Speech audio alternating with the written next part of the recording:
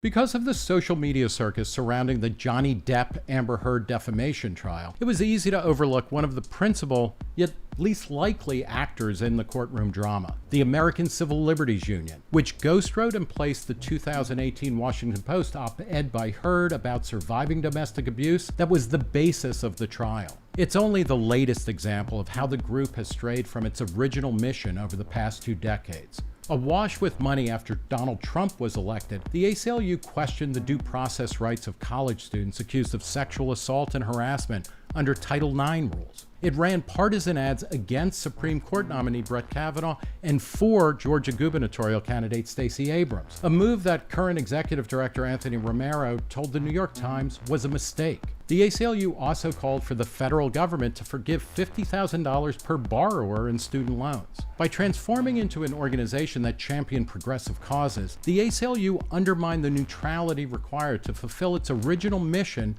of defending the right to free speech, no matter how vile. Enter another free speech organization, the Foundation for Individual Rights in Education, or FIRE. The law is about as good as it's ever been. When it comes to the culture, our argument is that it's gotten a lot worse and that we don't have to accept it. Greg Lukianoff is FIRE's president. It was founded in 1999 to combat speech codes on college campuses. And just as the ACLU recedes from its mission, FIRE is expanding its own to go well beyond the university, and it's changing its name to the Foundation for Individual Rights and Expression. The group has raised $29 million towards a 3-year litigation, opinion research, and public education campaign aimed at boosting and solidifying support for free speech values. Pretty much from day one, people have been asking us to take our advocacy off campus and extend nationally. But 2020 was such a scarily bad year for freedom of speech. On campus and off, we decided to accelerate that process.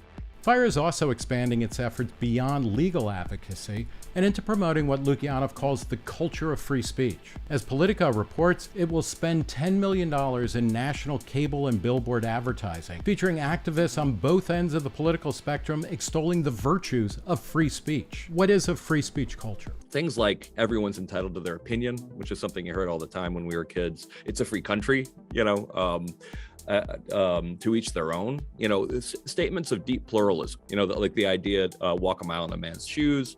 All of these things they're great principles for taking advantage of pluralism, but they've largely sort of fallen out of usage due to, I think, a growing skepticism about freedom of speech, particularly on campus.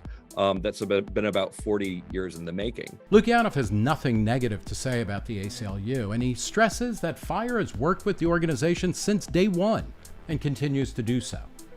But unlike the ACLU, FIRE not only isn't at risk of turning into a progressive advocacy organization, its staff is truly bipartisan. I think that the fact that this is the first nonprofit I ever worked for where you had people who actually voted for different major party candidates. A fact of which I'm extremely proud. People like to argue on the Twitters, is to say, to fixate on kind of like, but you receive money from conservative and libertarian foundations. And my answer is yes, and you should be very proud of them because we routinely defend people who hate their guts.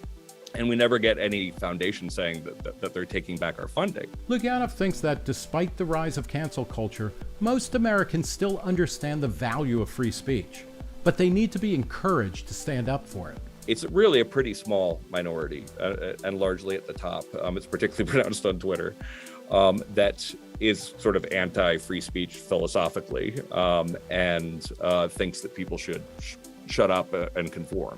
I think that once you start giving people permission to believe in these sort of small d democratic norms again, a lot of people are going to reveal their actual preferences. There's reason to be optimistic about it.